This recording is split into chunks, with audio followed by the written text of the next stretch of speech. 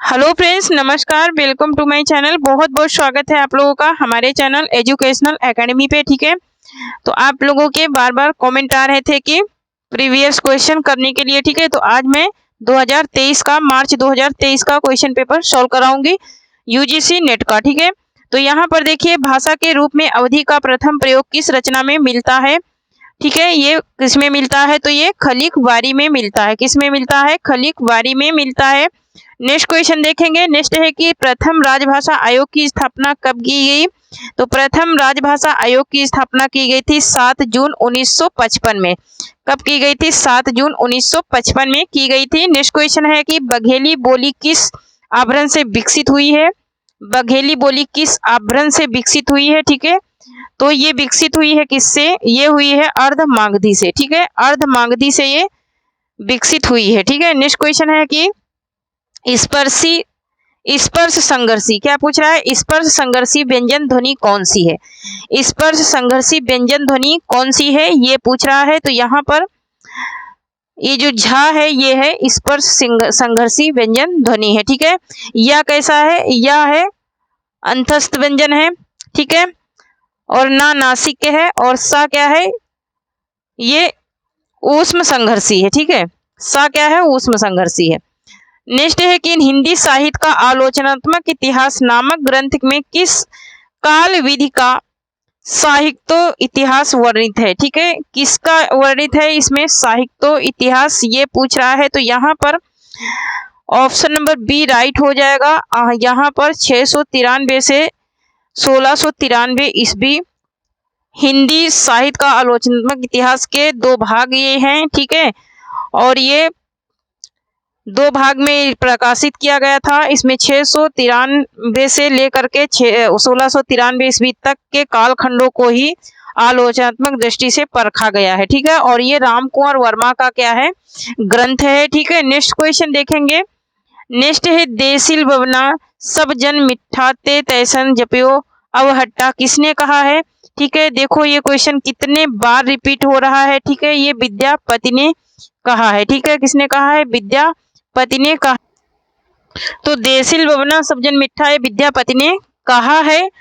ठीक है, ये विद्यापति का कथन है। इन्होंने 1352 से 1448 ईस्वी के बीच मैथिली और संस्कृत भाषा के में इन्होंने क्या की, रचनाएं की। ठीक है, और इन्होंने उसी में इन्होंने ये लिखा देसिल बवना सब जन मिठा। नेक्स्ट क्वेश्चन देखेंगे। नेक्स्ट है कि राधा के प्रेम संवेदना के माध्यम से, क्या पूछ रहा है, राधा के प्रेम संवेदन के माध्यम से जीवन को समझने का एक सफल प्रयत्न किस रचना में है। लोकायतन में है, आत्मजयी में है, या फिर संचय की एक रात, या फिर कनुप्रिया में, किस में है। तो ये है किसमें, ये है कनुप्रिया में। ठीक है, धर्मवीर भारती का जो कनुप्रिया है इसमें है। ठीक है, नेक्स्ट क्वेश्चन है हमारा कि अयोध्या सिंह उपाध्याय हरिओद द्वारा रचित ठेठ हिंदी का ठाठ किस विधा की रचना है। क्या एक कविता है, या कहानी है, या उपन्यास है, या फिर निबंध है। ठीक है, तो ठेठ हिंदी का ठाठ जो है वो किस विधा की रचना है, ये पूछ रहा है। तो ये है क्या, उपन्यास है। ठीक है, उपन्यास है। ये 15 अप्रैल 1865 से 16 मार्च 1947 तक हिंदी के कवि, निबंधकार तथा संपादक के रूप में जाने जाते हैं। कौन, अयोध्या प्रसाद हरिओद। ठीक है, तो ये इनका क्या है, ये इनका उपन्यास है, और ये ठेठ हिंदी में लिखा गया है। किसमें लिखा गया है, ठेठ हिंदी में ये लिखा गया है।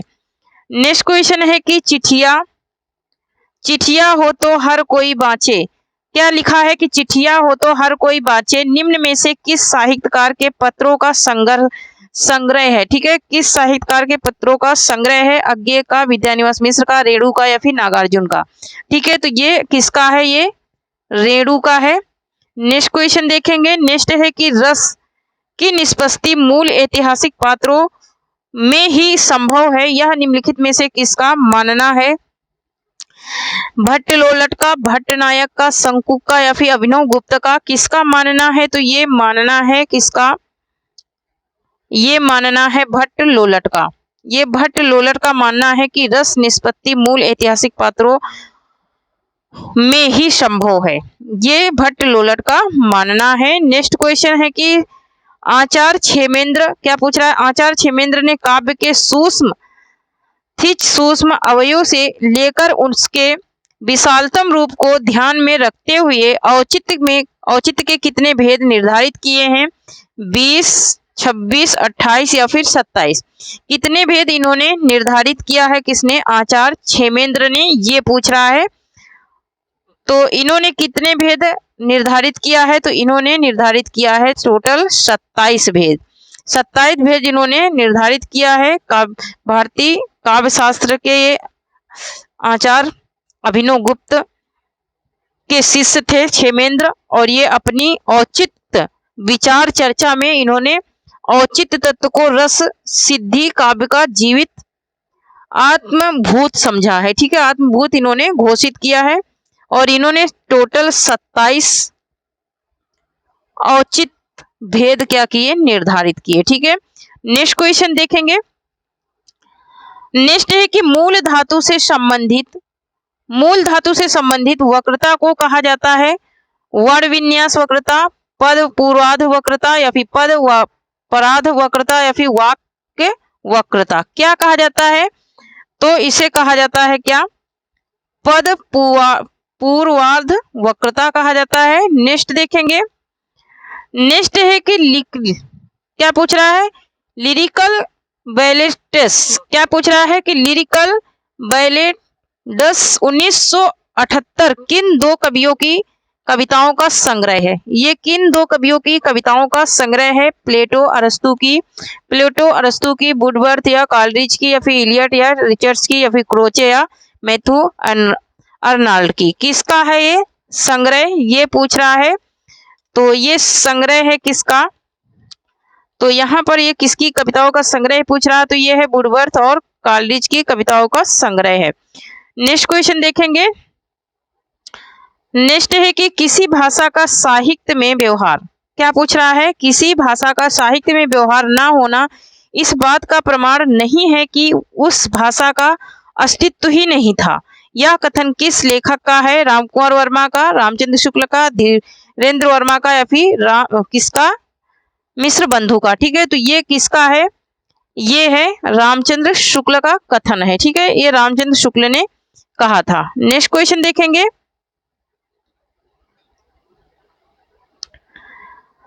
नेक्स्ट है कि एशिया के हरे भरे धर्म जैसे ही वे पश्चिमी विज्ञान की वास्तविकताओं के संपर्क में लाए जाते हैं, सुखी लड़कियों का ढेर मात्र रह जाते हैं। यह कथन किस अंग्रेज अधिकारी का है? मैकाले का है, विलियम जोन्स का है, कैनिंग का है, फिर हंटर का है? ये किसका है? तो ये कथन किसका है? ये है हंटर का। किसका कथन है? ये हंटर का कथन है। नेक्स्ट क्वेश्चन देखेंगे। नेक्स्ट है कि वैज्ञानिक ज्ञान और आख्यान में विरोध और द्वंद्व संबंध पर किस चिंतक ने विचार किया? किस चिंतक ने विचार किया? हैबरमास ने, या फिर लियो टॉड ने, या फिर गायत्री ने, या फिर मदन स्वरूप ने? किसने किया था? तो ये विचार करने वाले कौन है? लियो टॉड। नेक्स्ट है हमारा कि उदंत मार्टन, क्या पूछ रहा है? उदंत मार्टन को प्रकाश में लाने का श्रेय निम्नलिखित में से किस विद्वान को दिया जाता है? राधा कृष्ण दास को, ब्रजेंद्रनाथ बंदोपाध्याय को, या फिर ब्रजेंद्रनाथ उपाध्याय को, या फिर नारायण दत्त को, या फिर भगवती चरण चट्टोपाध्याय को? तो यहाँ पर बंदोपाध्याय लिखा है, यहाँ पर बंदोपाध्याय ने ब्रजेंद्र उपाध्याय होगा। ठीक है, तो यहाँ पर देखिए, यहाँ पर ये श्रेय किसको जाता है? ये जाता है ब्रजेंद्र नाथ उपाध्याय को जाता है। नेक्स्ट क्वेश्चन देखेंगे। नेक्स्ट है कि चौरसिया के खेल में रे जुग मिलन की आस और नर्द अकेली रह गई रे नहीं जीवन की आस हो। कबीर की इस पंक्ति में नर्द शब्द का अर्थ क्या है? नंद है, आत्मा है, गोटी है, या फिर खिलाड़ी है? ठीक है, नर्द शब्द का क्या अर्थ है? तो ये है गोटी है इसका अर्थ। नर्द शब्द है, ये जो नर्द शब्द आया है इसका अर्थ है गोटी। नेक्स्ट क्वेश्चन देखेंगे। नेक्स्ट है कि अंधेरे में कविता में में काव्यवाचक किसे पिता पिता ओ कहकर संबोधित करता है? टॉलस्टॉय, गांधी जी, सिरफिरा, पागल या फिर तिलक? किसने संबोधित किया है? तो संबोधित करने वाले हैं कौन? तिलक। तिलक करते हैं। नेक्स्ट देखेंगे, नेक्स्ट है कि अन्याय जिधर है उधर शक्ति है। अन्याय जिधर है उधर शक्ति है। राम की शक्ति पूजा का यह संवाद किसने किससे कहा? राम ने विभीषण से, राम ने हनुमान से, राम ने सुग्रीव से, राम ने लक्ष्मण से। किससे कहा था यह संवाद, ये पूछ रहा है। तो ये राम ने विभीषण से कहा था। किससे? राम ने विभीषण से कहा था। नेक्स्ट देखेंगे,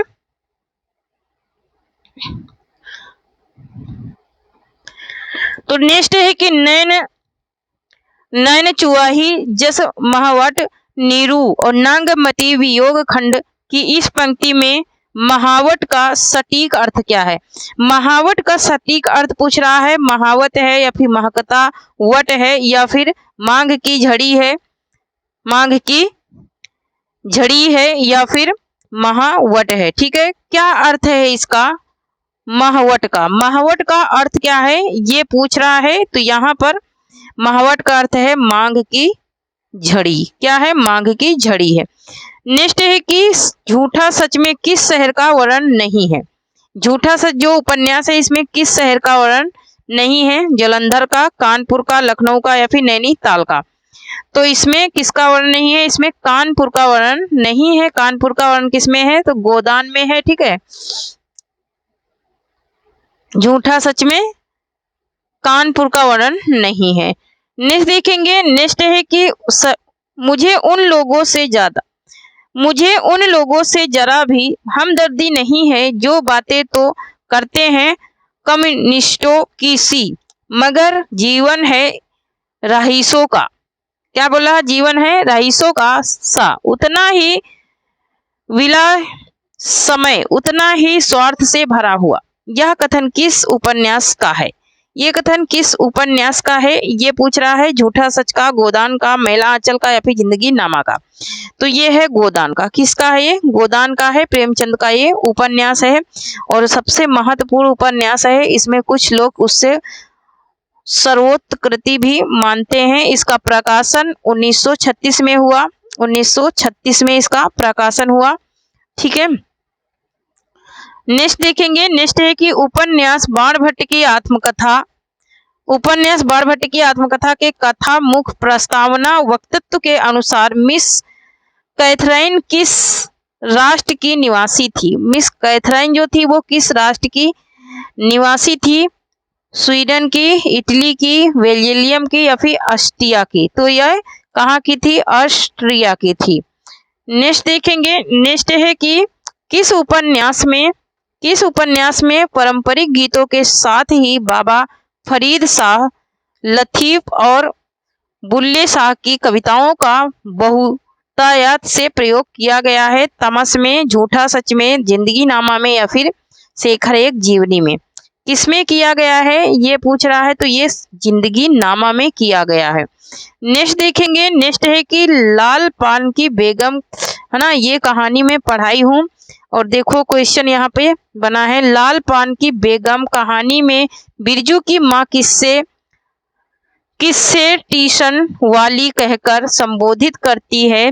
तो ये किसको संबोधित करती है? अगर मेरी क्लास आप लोग देखे होंगे, लाल पान की बेगम ये परीक्षानाथ रेणु की कहानी है और ये जंगी की पतोह को क्या करती है? संबोधित करती है। ठीक है, इसकी जंगी की पतोह को क्या करती है? संबोधित करती है। अगर आप लोग मेरी कहानियों का सेशन नहीं देखे हैं तो देख लीजिए, मोस्ट इम्पोर्टेंट सेशन है सारे। ठीक है, मैं कंटेंट भी पढ़ा रही हूँ तो कंटेंट के साथ साथ आप प्रैक्टिस देखोगे सही रहेगा। ठीक है, तो यहाँ देखिए, चंद्रदेव से मेरी बातें शीर्षक कहानी सर्वप्रथम किस वर्ष प्रकाशित हुई? ये कहानी भी मैं पढ़ा चुकी हूँ। सन 1904 में, सन 1907 में, सन 1908 में या फिर सन 1911 में? ये किस वर्ष प्रकाशित हुई? जल्दी से बताइए। ठीक है, तो ये किस वर्ष प्रकाशित हुई थी?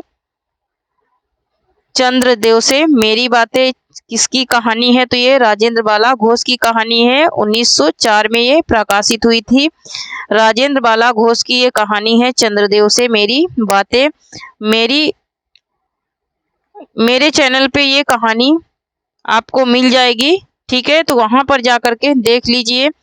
नेक्स्ट है कि आज तक कभी ऐसा ना हुआ ना कभी सुना, गजब हो गया, अंधेर पड़ गया, सिक्का बदल गया। कहानी में उपयुक्त कथन किसने कहा है? अगर आप लोग मेरी कहानी वाला सेशन देखे होंगे, सिक्का बदल गया कहानी मेरे चैनल पे देखे होंगे, तो आपको आंसर पता चल गया होगा। तो ये किसने कहा था? नवाब बीबी ने शहानी से, या फिर शेरा ने हुसैन से, या फिर शहानी ने दाऊद खां से, या फिर लाल बीबी ने शहानी से? किससे कहा था? तो ये कहने वाले नवाब बीबी थी। कौन थी? नवाब बीबी ने शहानी से कहा था। नेक्स्ट देखेंगे, अगर हमारी अभी तक कहानी का सेशन नहीं देखे हैं तो देख लीजिए, वहां से आप लोगों को बहुत सारे आंसर कंप्लीट हो जाएंगे, क्योंकि वहां पे मैं मेन पॉइंट ही पढ़ाई हूँ, ठीक है। तो यहाँ पर देखिए, नेक्स्ट क्वेश्चन है कि पवित्रता की माप है, मलिनता सुख का आलोचक है, दुख पूर्ण की कसौटी है, पाप क्या है? ये पूछ रहा है। उपयुक्त संवाद स्कंदगुप्त नाटक में किस पात्र के द्वारा कहा गया है? मालिनी के द्वारा, देवसेना के द्वारा, कमला के द्वारा, या फिर देवकी के द्वारा? किसके द्वारा ये कहा गया है, ये पूछ रहा है। तो ये देवसेना के द्वारा कहा गया है। किसके द्वारा? देवसेना के द्वारा कहा गया है। नेक्स्ट देखेंगे, नेक्स्ट क्वेश्चन है हमारा कि मानो कब दानों से भी, दुर्दंत पशु से भी बर्बर और पत्थर से भी कठोर, करुणा के लिए निर्वकस हृदय वाला हो जाएगा। नहीं जाना जा सकता अतीत सुखों के लिए सोच क्यों, अनागत भविष्य के लिए भय क्यों, और वर्तमान को मैं अपने अनुकूल बना ही लूंगा, फिर चिंता किस बात की? अब ये कह रहा है कि चिंता किस बात की? उपयुक्त संवाद किस नाटक, ये उपयुक्त संवाद चंद्रगुप्त नाटक का है, और ये किसके द्वारा कहा गया है? अंबिक द्वारा, या फिर दंडयान द्वारा, या फिर चंद्रगुप्त द्वारा, या फिर सिंहरण द्वारा? किसके द्वारा ये कहा गया है? तो ये सिंहरण द्वारा कहा गया, सिंहरण द्वारा ये कथन कहा गया है, ये उपयुक्त संवाद, ठीक है। नेक्स्ट देखेंगे, नेक्स्ट है कि श्रीपति बेहद गंवार आदमी है, खाने की मेज पर बैठकर पसीना सुखाता है। मैं कहता हूँ दीदी, मैं इतनी मुकद्दत के बाद यहाँ आया हूँ, तुम्हारा छोटा भाई हूँ, तुम लोगों से मिलने की हसरत दिल में लिए हुए न जाने कब इससे इस महान भारत के नगर नगर भटक रहा हूँ, और तुम्हें मेरा पल भर को भी यहाँ बैठना नहीं सुहाता। अब ये कह रहा है कि ये अंजो दीदी जो है, अंजो दीदी नाटक से लिया गया। उपयुक्त संवाद कहाँ से लिया गया है? अंजो दीदी नाटक से लिया गया है। किसके द्वारा ये कहा गया है? ये पूछ रहा है श्रीपत के द्वारा, इंद्र नारायण के द्वारा, नजीर के द्वारा, या फिर नीरज के द्वारा? ये किसके द्वारा कहा गया है? तो ये कहा गया है किसके द्वारा? ये कहा गया है श्रीपत के द्वारा कहा गया है, ठीक है। नेक्स्ट देखेंगे, नेक्स्ट है कि जिसकी आत्मा कमजोर हो, जिसे लालच स्वार्थ ने घेर रखा हो, वह इस बकरी से क्या पाएगा? भगवान के पास खाली हाथ न जाने का मतलब यही है। जो फूल लेकर जाता है वह स्वर्ग लेकर लौटता है, इसलिए श्रद्धा देना जानती है। आप इस बकरी को जितना दें उतना कम है। अब नेक्स्ट देखेंगे, यहाँ पर कह रहा कि ये बकरी नाटक से ये आया है ये क्वेश्चन, ठीक है, बकरी नाटक से आया है ये क्वेश्चन। उपयुक्त संवाद बकरी नाटक में किसके द्वारा ये कहा गया है? कर्मवीर के द्वारा, सत्यवीर के द्वारा, दुर्जन सिंह के द्वारा, या फिर सिपाही के द्वारा? तो ये किसके द्वारा कहा गया है? ये कहा गया है सत्यवीर के द्वारा। किसके द्वारा? सत्यवीर के द्वारा ये कहा गया है। नेक्स्ट क्वेश्चन है कि हम दोनों एक ही नाव के यात्री थे, यह कथन किसने किसके बारे में कहा है? हम दोनों एक ही नाव के यात्री थे, यह कथन किसने किसके बारे में कहा है? शरदचंद्र ने निर्दा के बारे में, तुलसी राम ने गोकुल भैया के बारे में रानी देवी ने प्रेमचंद के बारे में, फिर हरिवंश राय बच्चन ने श्यामा के बारे में। किसके बारे में ये कहा गया है? तो ये कथन कहा गया है शिवरानी ने कहा है, प्रेमचंद के बारे में कहा है। नेक्स्ट क्वेश्चन देखेंगे। नेक्स्ट है कि मैं अब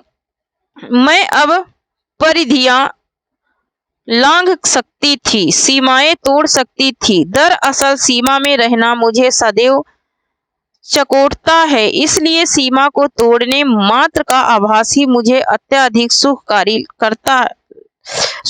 लगता है। उपयुक्त कथन किस पुस्तक से है? ठीक है, ये कथन किस पुस्तक से है? जामुन का पेड़, आप हुदरी, या फिर माटी की मूर्ति, या फिर प्रेमचंद घर में। ये किससे है ये कथन? तो ये है किससे? ये है आप हुदरी से। किससे है? आप हुदरी से है। रमणिका गुप्ता ने भी विमर्श के रूप में ये हिंदी साहित्य का अपना महत्वपूर्ण योगदान दिया है इसमें। ठीक है, रमणिका गुप्ता ने। नेक्स्ट देखेंगे। नेक्स्ट है कि चम्मा पात्र निम्नलिखित में से किसके जीवन काल में महत्वपूर्ण स्थान रहा है? चम्मा पात्र का निम्नलिखित में से किसके जीवन काल का महत्वपूर्ण स्थान रहा? शरत चंद्र, हरिवंश राय बच्चन, या फिर मन्नू भंडारी, या फिर रमणिका गुप्ता। तो ये रहा है किसके जीवन में? हरिवंश राय बच्चन के जीवन में। नेक्स्ट देखेंगे। नेक्स्ट है कि अध्यापिका शीला अग्रवाल ने किसके जीवन निर्माण में महत्वपूर्ण भूमिका निभाई है? रमणिका गुप्ता के, कृष्ण चंद्र के, मन्नू भंडारी के, फिर हरिवंश राय बच्चन के। तो इन्होंने मन्नू भंडारी के, शीला अग्रवाल ने मन्नू भंडारी के जीवन में महत्वपूर्ण भूमिका निभाई है। नेक्स्ट देखेंगे। नेक्स्ट है कि किसी देश में भी सभी पेट भरे हुए नहीं होते, किंतु वे लोग जहाँ खेत जोतते बोते हैं वही उसके साथ यह भी सोचते हैं कि ऐसी कौन नई कल मसाला बनवाएं जिससे कि इस खेत में आगे से दून अनाज उपजे। उपयुक्त पंक्ति किस निबंध से उद्गृत है? ठीक है, ये किस निबंध से हैं ये पूछ रहा है। तो यहाँ पर ये किस निबंध से हैं ये पूछ रहा है। तो दिल्ली दरबार दर्पण, शिव शंभू के चिट्ठे, मजदूरी और प्रेम, या फिर उठ जाग मुसाफिर। ये किससे हैं? तो ये यहाँ पर मजदूरी और प्रेम को माना है इन्होंने।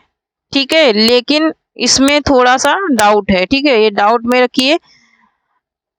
रचनाएं स्वयं पाठकों से संवाद कर बहुत कुछ बताएंगी और यह भी बताएंगी कि लेखक का ध्यान रचनाओं में दो ही बिंदुओं पर रहा है, एक तो विचार चिंतन और दूसरा ललित जो कह सके। ललित निबंध ठहरी हुई विधा नहीं है। उपयुक्त कथन किस निबंधकार का है? यहाँ पर देखेंगे उपयुक्त कथन किस निबंधकार का है। तो ये कथन किसका है? हजारी प्रसाद द्विवेदी का, विद्यानिवास मिश्र का, विवेकी राय का, या फिर कुबेरनाथ राय का। तो ये कथन है किसका? विवेकी राय का है। ठीक है, ये विवेकी राय का कथन है। नेक्स्ट है कि निम्नलिखित में से कौन विद्यानिवास मिश्र कृत निबंध नहीं है? कौन सा विद्यानिवास मिश्र कृत निबंध नहीं है? साहित्य के सरोवर, साहित्य के सरोकार, कविता का देश, छोटे छोटे सुख, या फिर व्यक्ति व्यंजक गद्य।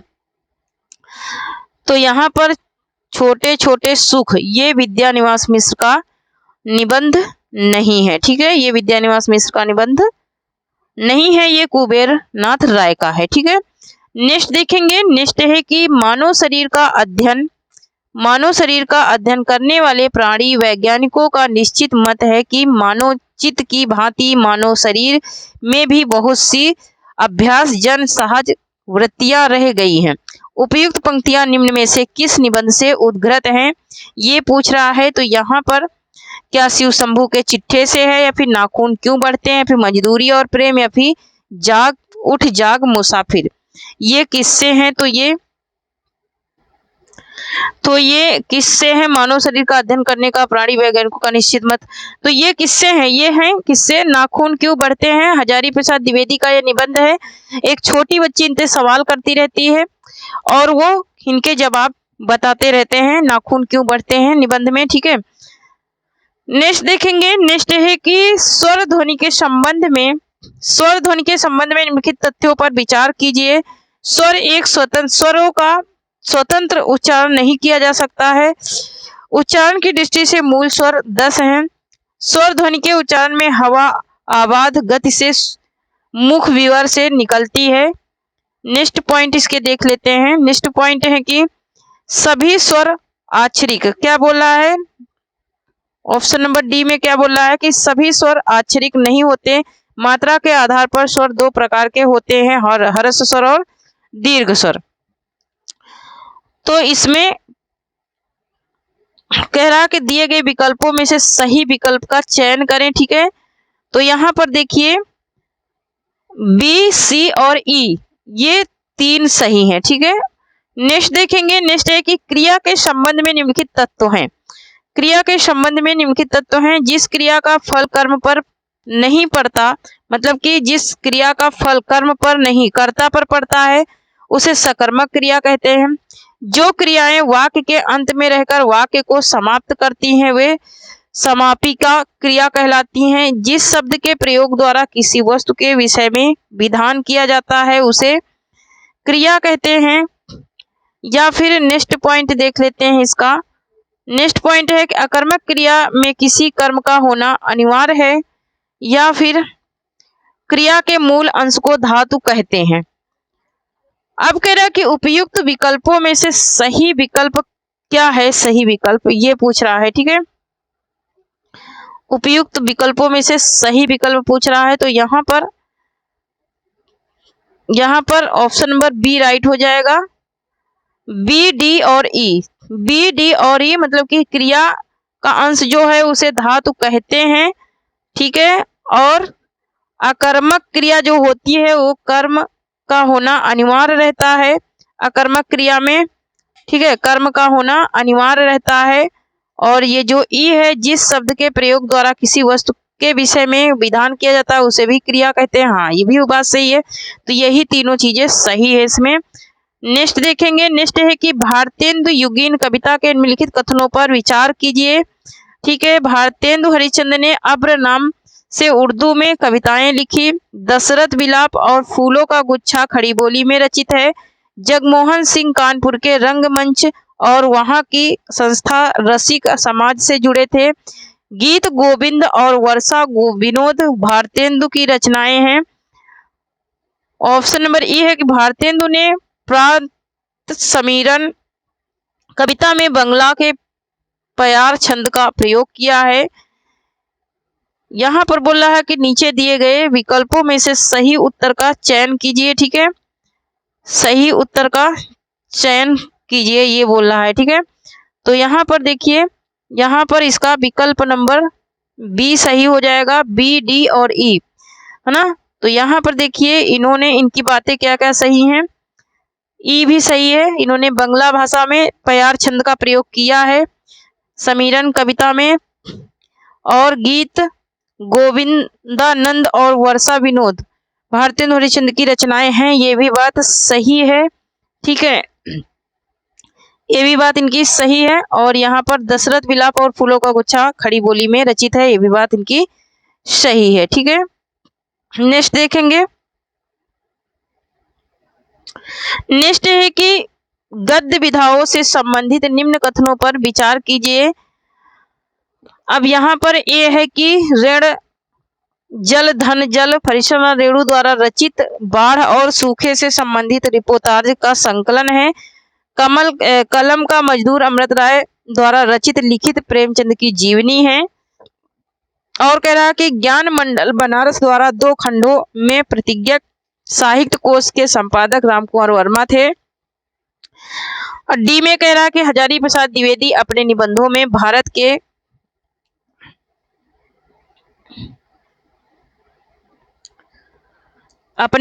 में क्या किया है? भारत के सांस्कृतिक इतिहास का पुनर्निर्माण किया है। करते हैं। दूसरी परंपरा की खोज विश्वनाथ त्रिपाठी द्वारा लिखित आलोचना की पुस्तक है। अब इसमें कह रहा है कि नीचे दिए गए विकल्प का चयन करना है कि क्या सही है। तो यहाँ पर ऑप्शन नंबर बी सही है, ए, सी और डी। क्या क्या सही है यहाँ पर देखिए, ये जो है ऋण धन जल धन, ये क्या है, धन जल ऋण धर, ये फर्चना रेणु द्वारा रचित त्रिपोतार्ज है, ये सही बात है। ठीक है। और ये ज्ञान मंडल बनारस द्वारा 2 खंडों में प्रकाशित साहित्य कोश में संपादक रामकुमार वर्मा थे संपादक, ये भी सही है। ठीक है।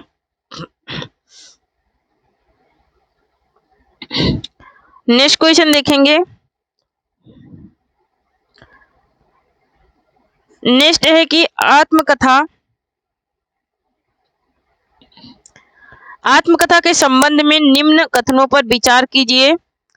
बनारसीदास जैन की अर्धकथानक हिंदी की प्रथम आत्मकथा मानी जाती है। जोश मलिहाबादी की यादों की बारात, अमृता प्रीतम की रसीदी टिकट तथा हंसा वाडेकर की सुनो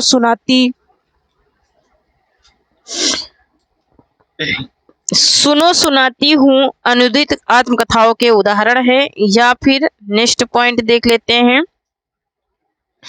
कस्तूरी कुंडल बसे प्रभा खेतान द्वारा रचित आत्मकथा है। अपने अपने पिंजरे सयोराज सिंह बेचैन द्वारा रचित आत्मकथा है। अपनी खबर पांडे बेचैन शर्मा उग्र द्वारा रचित है। अब यहाँ पर कह रहा है कि दिए गए विकल्प में से सही उत्तर का चयन कीजिए। यहाँ पर क्या क्या सही चीजें हैं ये पूछ रहा है, क्या क्या सही चीजें हैं। तो यहाँ पर जो सही चीजें हैं, तो यहाँ पर देखिए option number A B E D यहाँ पर सही है। क्या सही है? ए बी ई डी। ए सही है, बनारसीदास जैन अर्धकथानक हिंदी की प्रथम इनकी आत्मकथा है। और बी भी सही है, मलिहाबादी की यादों की बारात, अमृता प्रीतम की रसीदी टिकट, है ना, ये भी इनका सही है। और क्या सही है? ई अपनी खबर, ये भी सही है। और क्या सही है? डी।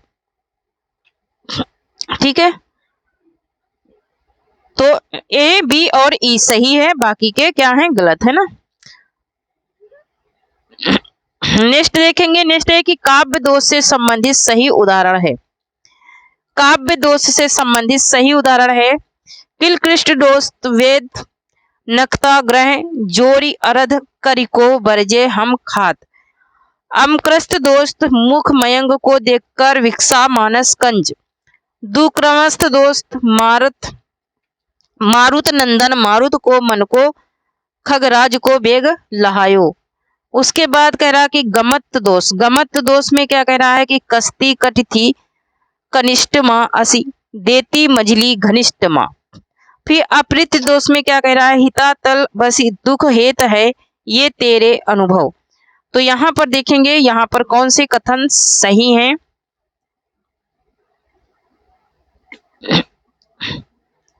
यहाँ पर इसमें कौन कौन से कथन सही हैं। तो यहाँ पर कह रहा है कि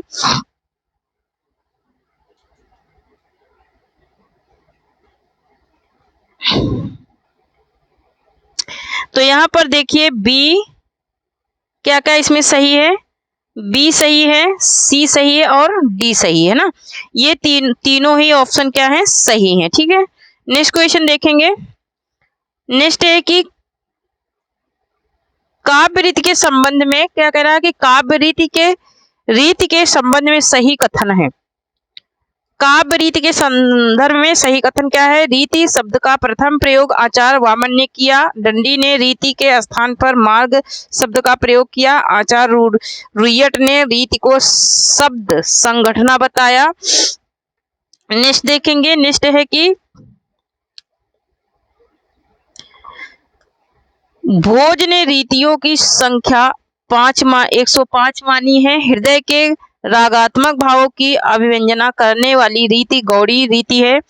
नीचे दिए गए विकल्पों का सही चयन करना है। तो यहाँ पर देखिए यहाँ पर क्या क्या सही है, ए, बी और सी, ए, बी और सी सही है। नेक्स्ट देखेंगे, नेक्स्ट है कि कल्पना के संबंध में कॉलरिज के कथनों पर विचार कीजिए। ठीक है, कल्पना के संदर्भ में कॉलरिज के कथनों पर क्या करना है, विचार करना है। तो यहाँ पर देखिए, कल्पना को कॉलरिज ने ईश्वरीय शक्ति माना है जिसका गुण है सृजन। कॉलरिज कल्पना के दो भाग मानते हैं, मुख्य कल्पना और गौड़ कल्पना। और यहाँ पर नेक्स्ट पॉइंट पे देखेंगे, मुख्य कल्पना की अवस्थिति जन सम्मान के मस्तिष्क में भी होती है, जबकि गौड़ कल्पना मुख्यतः दार्शनिक तथा कलाकार की विशेषता है। मुख्य कल्पना इच्छा चलित वॉलंटरी होती है, जबकि मुख्य कल्पना अधिक सचेत, सक्रिय तथा सायास होती है।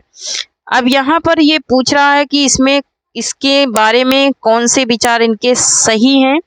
तो यहाँ पर देखिए, यहाँ पर इनके जो विचार सही हैं वो सही है क्या क्या, यहाँ पर देखिए,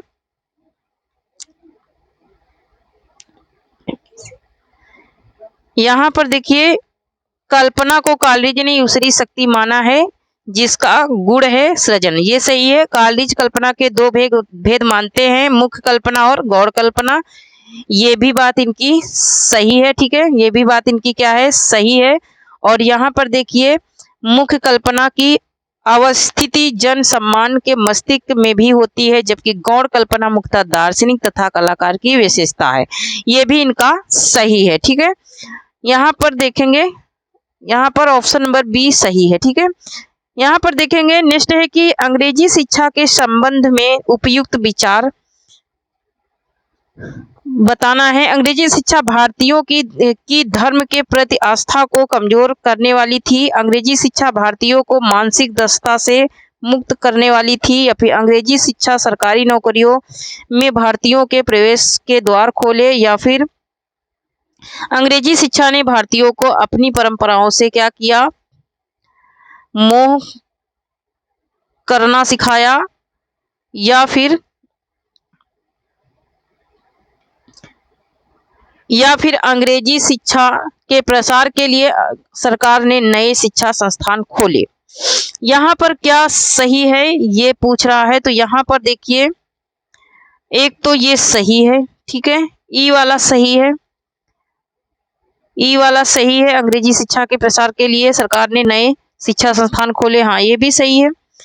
और यहाँ पर अंग्रेजी शिक्षा ने सरकारी नौकरियों में भारतीयों के प्रवेश द्वार खोले, ये भी सही है।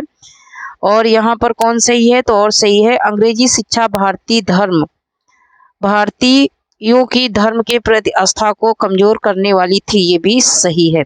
ठीक है, नेक्स्ट देखेंगे, आज का हमारा 50 नंबर का क्वेश्चन है और इसका सेकंड भाग में कल कराऊंगी। ठीक है, क्योंकि वीडियो बहुत ही लंबी हो जाएगी और इसका सेकंड भाग में कल करा दूंगी। ठीक है, पूरा 100 क्वेश्चन का। ठीक है, यहाँ पर देखिए, यहाँ पर है कि दलित विमर्श से संबंधित उपयुक्त कथन है। डॉक्टर अंबेडकर ने इतिहास में दलितों की भूमिका को रेखांकित करने का प्रयास किया। दलित विमर्शकार गांधी दर्शन को दलित साहित्य का वैचारिक आधार मानते हैं। ज्योतिबा फुले ने सत्यशोधक समाज की स्थापना की। अब यहाँ पे देखते जाना कौन सा सही है, कौन कौन से सही हैं इसके बारे में। यहाँ पर देखिए, दलित चिंतक वर्णाश्रम व्यवस्था की हिमायत करते हैं। दलित आत्मकथाएं एक व्यक्ति के बहाने समाज का यथार्थ प्रस्तुत करती हैं। अब पूछ रहा है कि नीचे दिए गए कथनों में से कौन सा सही है। तो यहाँ पर ए, सी और ई सही है। यहाँ पर देखिए, यहाँ पर दलित आत्मकथाएं एक व्यक्ति के बहाने समाज का यथार्थ प्रस्तुत करती हैं। और यहाँ पर ज्योतिबा फुले ने सत्यशोधक समाज की स्थापना की, ये भी बात सही है। और यहाँ पर डॉक्टर भीमराव अंबेडकर ने इतिहास में दलितों की भूमिका को रेखांकित करने का प्रयास किया, ये भी बात सही है। ठीक है, तो ये तो रहे आज के हमारे 50 क्वेश्चन 2023 के नेट यूजीसी नेट वाला पेपर है, मार्च 2023 का। ठीक है, तो थैंक यू फ्रेंड्स, आज के लिए इतना ही। तब तक के लिए जय हिंद जय भारत। इसका सेकंड भाग आप लोगों को कल मिल जाएगा, ठीक है। तो तब तक के लिए जय हिंद जय भारत। आप लोग पढ़ते रहें, हंसते रहें, मुस्कुराते रहें, स्वस्थ रहें, मस्त रहें।